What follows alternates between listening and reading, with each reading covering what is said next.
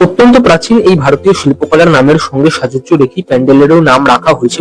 মানুষ একমাত্র জীব যে নিজের খাবারে বিষ মেশায়। প্যান্ডেলের প্রবেশপথে যার নাম এবং স্টেটমেন্ট দেখা যাচ্ছে, ইন্ডিয়ান রেলকে ট্রিবিউট জানিয়ে এই প্যান্ডেলের থিম তৈরি হয়েছে।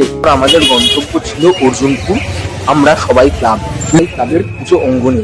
এই বছর তাদের থিম। পুজো কমিটির কাছে একটি অভিযোগ। সবাইকে মহাষষ্ঠীর শুভেচ্ছা। আজকে থেকে শুরু হচ্ছে আমার প্যান্ডেল হপিং, ঠাকুর দেখা। বাড়ি থেকে বেরিয়ে পড়লাম, শুরু হয়ে গেল জার্নি। উঠে পড়লাম বাসে। জানলার ধারেই বসেছিলাম। শরতের মনোরম আকাশ দেখতে দেখতে আর ফুরফুরে হাওয়া খেতে খেতে এগিয়ে চললাম। আকাশ জুড়ে পেঁজা তুলোর মতো মেঘ, তার নিচে উৎসবের আনন্দে সেজে ওঠা শহর কলকাতা। বাসের ঝাঁকুনিতে দুলতে দুলতে এগিয়ে যাচ্ছিলাম। যেদিকে তাকাই মানুষজন নতুন ড্রেস পরে সাজগোজ করে ঠাকুর দেখতে বেরিয়েছে। উঠে পড়লাম মেট্রোতে।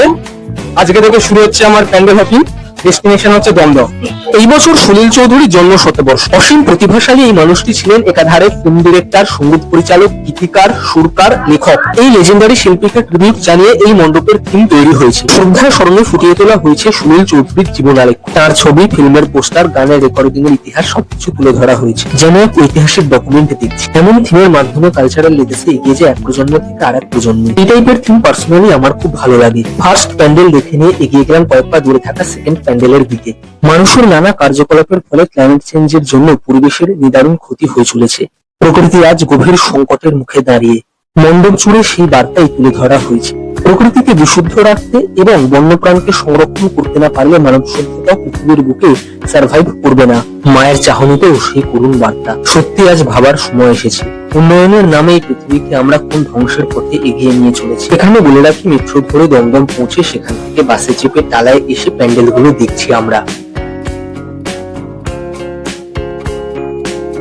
ঠাকুর দেখা স্টার্ট হয়ে গেল। দুটো প্যান্ডেল দেখলাম, একটা হচ্ছে টালা ফ্রেন্ডস অ্যাসোসিয়েশন আর অন্যটা হচ্ছে টালা পল্লী। দুটো প্যান্ডেল দেখে এবার আমরা যাচ্ছি নেক্সট প্যান্ডেল দেখতে। দেখি নেক্সট কোন প্যান্ডেলটা দেখা যায়। কয়েক মিনিট হেঁটে পৌঁছে গেলাম তৃতীয় প্যান্ডেলে। প্যান্ডেলের প্রবেশপথে থিম সম্বন্ধে বলা হয়েছে। শিল্পী প্রশান্ত পালের নেতৃত্বে এই প্যান্ডেলের থিম হিসেবে তুলে ধরা হয়েছে প্রাচীন ভারতীয় শিল্পকলা মধুবনী আর্টকে। এই শিল্পকলাকে মিথিলা আর্টও বলা হয়। অত্যন্ত প্রাচীন এই ভারতীয় শিল্পকলার নামের সঙ্গে সাযুজ্য রেখে প্যান্ডেলেরও নাম রাখা হয়েছে মধুসদন। এখনকার দুর্গাপুজোর বেশিরভাগ থিমে পাশ্চাত্য শিল্প অর্থাৎ ওয়েস্টার্ন আর্টের প্রভাব দেখা যায়। সেই তুলনায় ভারতীয় শিল্পকলা নিয়ে কাজ খুব কম হয়। অথচ আমাদের ভারতীয় শিল্পকলার সুপ্রাচীন ঐতিহ্যশালী ইতিহাস আছে। জগৎ বিখ্যাত মধুবনী শিল্পকলা সেগুলোর মধ্যে একটি। অপূর্ব কারুকাজে মন্ত্রমুগ্ধ হয়ে গেলাম। চোখের সামনে প্রাচীন মধুবনী শিল্পকলার আধুনিক উপস্থাপনা ভারতীয় শিল্পকলার সমৃদ্ধ এবং গৌরবময় ইতিহাসকে জীবন্ত করে তুলেছে। আধুনিক প্রজন্মের সামনে তুলে ধরা হয়েছে ভারতীয় শিল্পকলার তাৎপর্যপূর্ণ অথচ অনালোচিত এক ইতিহাস। ইতিহাসের ছাত্র হিসেবে প্রাচীন ভারতীয় ললিত কলার এমন অপূর্ব প্রদর্শনী এক অনিন্দ্য সুন্দর ভালো লাগার অনুভূতি সৃষ্টি করে। প্রাচীন ভারতীয় সিভিলাইজেশন কতটা উন্নত ছিল, প্রাচীন শিল্পীরা কতখানি ক্রিয়েটিভ ছিলেন, এই শিল্পকলা সেই ইতিহাসেরই জীবন্ত সাক্ষী। এমন সৌন্দর্যকে প্রকাশ করতে এই মুহূর্তে একটাই যুগসই ইংরেজি শব্দ মাথায় আসছে, ম্যাগনিফিসেন্ট।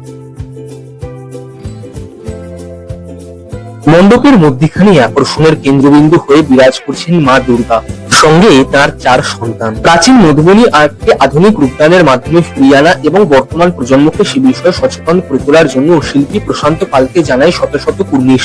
দুর্গাপুজো শুধুই একটি উৎসব নয়, নিজের সংস্কৃতিকে চেনা, জানা, এক্সপ্লোর করা এবং বাঁচিয়ে রাখার একটি ইভেন্ট। এমন সব আইকনিক থিমের মধ্যে দিয়ে দুর্গোৎসবের মহত্তর উদ্দেশ্য ফুটে ওঠে। টালা ফ্রেন্ডস অ্যাসোসিয়েশন এন্ড টালা পল্লী দুটো প্যান্ডেল দেখার পর আমরা থার্ড যে প্যান্ডেলটা দেখলাম সেইটা হচ্ছে টালা বারোয়ারি। সত্যি বলছি, অসাধারণ কাজ করেছে, মানে এক কথায় যাকে বলে ঘ্যামা কাজ। এন্ড শিল্পী প্রশান্ত পালের কাজ আমরা এর আগেও দেখেছি, তো খুব খুব ভালো লাগলো, খুব এনজয় করলাম। মানে সত্যি, মানে এরকম অপূর্ব কারুকাজ এবং যেভাবে গ্রাম বাংলার একটা ভাইব রয়েছে টালা বারোয়ারির মধ্যে, সেটা সত্যি মনোমুগ্ধকর, অসাধারণ লাগছে। কিন্তু এর মধ্যেখানে সত্যি কথা বলতে এত রোদ্দুর, বৃষ্টি আজকে নেই। এবারে পুজোয় বৃষ্টিতে ভাসাবে বলেছিল, সেইটা তো মাথায় রেখে একটু ভয় ভয় বেরিয়েছিলাম। বাইরে মারাত্মক রোদ্দুর ঠিক আছে, ঘামছি, একটু অসুবিধা হচ্ছে, কষ্ট হচ্ছে। কিন্তু সত্যি কথা বলতে এই রোদে পুরে দগ্ধ হয়ে তারপর যে এই এত সুন্দর সুন্দর প্রতিমা দেখা, এত সুন্দর সুন্দর থিম দেখা, মানে সত্যি কথা বলতে সমস্ত পরিশ্রম, সমস্ত ক্লান্তি মুছে যাচ্ছে। একদম সমস্ত ক্লান্তি মুছে গিয়ে মানে শরীর আবার এনার্জেটিক হয়ে যাচ্ছে। যেমনটা বন্ধুরা আপনারা দেখতেই পাচ্ছেন, টালা বারোয়ারি দেখার পর আমি চলে এসেছি টালা স্টেশনে। এবং যেমনটা আপনারা দেখতেই পাচ্ছেন, এই পুরো ফাঁকা স্টেশন, মানে অ্যাকচুয়ালি ফাঁকা নয়, স্টেশনটা তো আমি কিনে নিয়েছি। এন্ড কিনে নেওয়ার পর এখন অনেক কাজ আছে স্টেশনটাতে, একবার ভাবলাম ভিজিট করে যাই স্টেশনটা।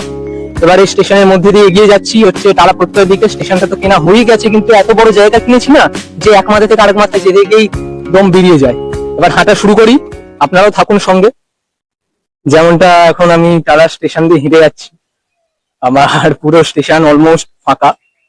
টালা স্টেশন দিয়ে হেঁটে যাচ্ছি, স্টেশন পুরো অলমোস্ট ফাঁকা।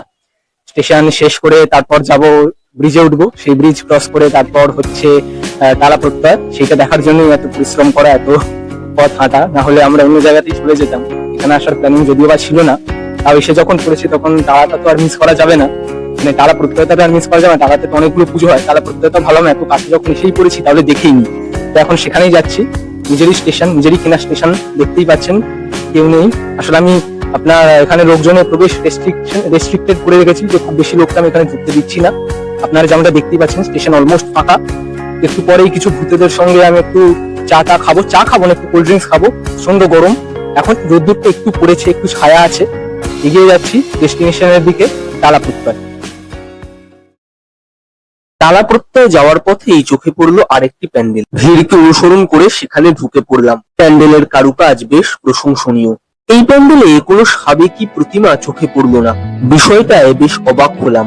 এইটা খুব সম্ভবত বাগবাজার সার্বজনীন দুর্গোৎসবের প্যান্ডেল ছিল। চারিপাশে চোখ চালিয়ে মণ্ডপ সজ্জা দেখে নিলাম ভালো মতো। এই প্যান্ডেলটা দেখে তেমন আহামরি কিছু মনে হয়নি, শুধুমাত্র একটি জিনিস দৃষ্টি আকর্ষণ করে নিয়েছে, সেটা হলো একটা স্তম্ভ, যার একদম শীর্ষে মা দুর্গার একটি করুণাময়ী মুখ দেখা যায়। এই ব্যাপারটা বেশ আকর্ষণীয় লেগেছে আমার কাছে। মায়ের চোখ দুটো একবার দেখুন, কতখানি জীবন্ত। সেলফি তোলার লোভ সামলাতে পারলাম না, ভিড় উপেক্ষা করে পটাপট কয়েকটা সেলফি তুলে নিলাম। এই প্যান্ডেলটা দেখা হয়ে গেলে কয়েক পা হেঁটে পৌঁছে গেলাম সেই প্যান্ডেলে, যেটাকে দেখবো বলে এতখানি পথ পুঁজিয়ে এসেছি। এই বছর শতবর্ষে পা রেখেছে টালা প্রত্যয়।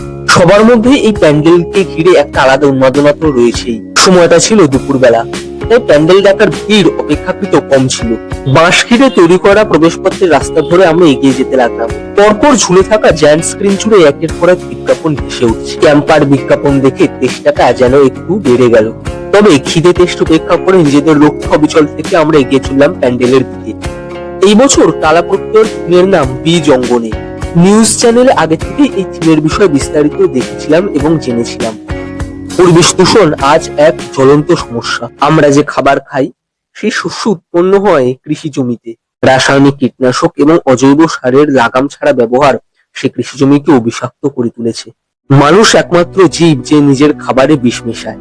মণ্ডপের মাথায় বড় বড় করে সেই ঘোষণাই করে দেওয়া হয়েছে, যে চাষিরা আমাদের জন্য মাথার ঘাম পায়ে ফেলে ফসল উৎপন্ন করে, তাদের জীবন যুদ্ধের নানা প্রতিকূলতার ছবি ফুটিয়ে তোলা হয়েছে মণ্ডপের গায়ে।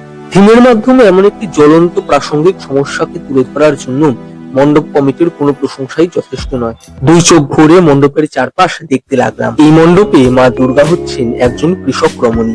মায়ের এহেন রূপ দেখে মন ভরে গেল।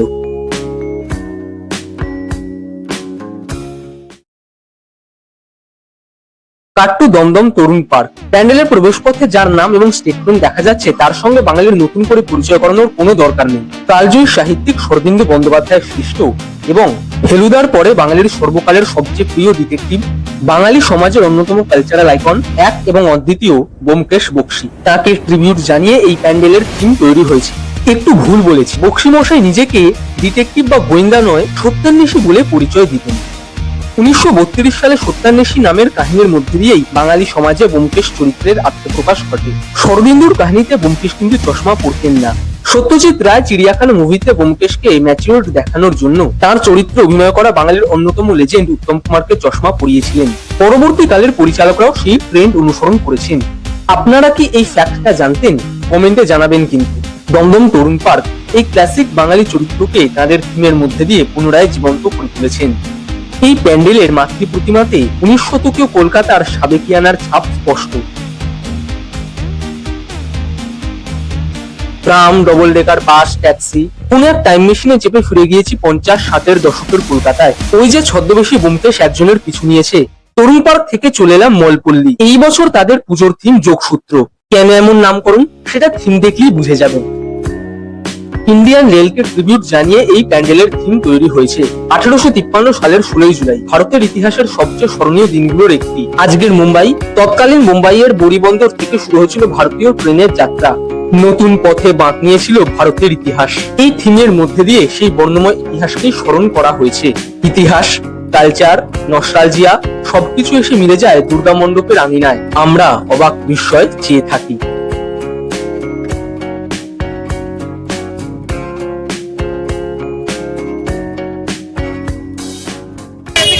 মলপল্লী ক্লাবের পুজো দেখার পর আমাদের গন্তব্য ছিল অর্জুনপুর। আমরা সবাই ক্লাব। লোকাল লোকজনকে জিজ্ঞেস করে জানতে পারলাম আমরা সবাই ক্লাব মলপল্লী থেকে প্রায় 2 কিলোমিটারের হাঁটাপথ বলছি কারণ পুজোর ভিড়ের জন্য পুলিশ ওই পথে অটো বা টোটো যেতে দিচ্ছে না। আমরা হাঁটতে লাগলাম। 2 কিলোমিটার পথ উজিয়ে এসে যে অকল্পনীয় ভিড়ের মুখোমুখি হলাম সেটা অবশ্য প্রত্যাশিত ছিল না। আপনারা ভাবতে পারেন সোশ্যাল মিডিয়ায় ভাইরাল হওয়া এই প্যান্ডেল দেখতে মানুষের ভিড় হবে না, তা কি হতে পারে? এখানে বলে রাখি, ভিড় নিয়ে আমার কোনো মাথা ব্যথা ছিল না। আমরা স্টিল 2 ঘন্টা ধরে একই জায়গায় দাঁড়িয়েছিলাম। দায়িত্বরত পুলিশরা পর্যাপ্ত ফোর্সের অভাবে ভিড় সামলাতে হিমশিম খাচ্ছিলেন। একবার তো পাড়ার কয়েকজন লোকের সঙ্গে পুলিশের বচসা হওয়ায় তাঁরা প্যান্ডেল যাওয়ার পথ বাঁশ ফেলে ব্লক করে দিয়েছিলেন। অনেক প্রতিকূলতা পেরিয়ে শেষমেশ পৌঁছতে পারলাম আমরা সবাই ক্লাবের পুজো অঙ্গনে। এই বছর তাদের থিম ছিল মুখোমুখি, অর্থাৎ নিজের সম্মুখে দাঁড়ানো, আত্মসমীক্ষার মধ্যে দিয়ে নিজের অন্তরকে দেখা। মণ্ডপের ভিতর ঢুকতে যা দেখলাম তাতে মন্ত্রমুগ্ধ হয়েছি বললেও কম বলা হয়। মুগ্ধ বিস্ময়ে মুখে আর কোনো কথা আসছিল না। এত পরিশ্রম, ভিড়, ঠেলাঠেলি, 2 ঘন্টা ধরে লাইনে দাঁড়ানো, সবকিছু মনে হচ্ছিল সার্থক।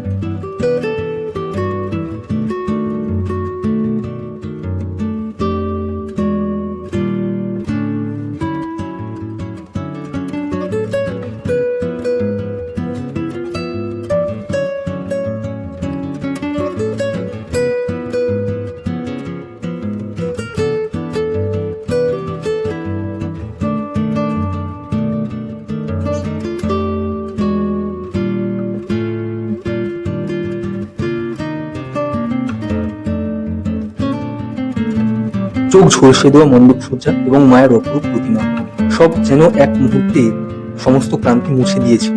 দিনটাকে যেন সার্থক মনে হচ্ছিল। পুজো কমিটির কাছে একটি অভিযোগ, তারা যেন পরের বছর ক্রাউড ম্যানেজমেন্টের জন্য পর্যাপ্ত বন্দোবস্ত রাখে। এখানেই শেষ হলো আমাদের সেদিনের জার্নি। একরাশ মুগ্ধতাকে পুঁজি করে ফেরার পথ করলাম।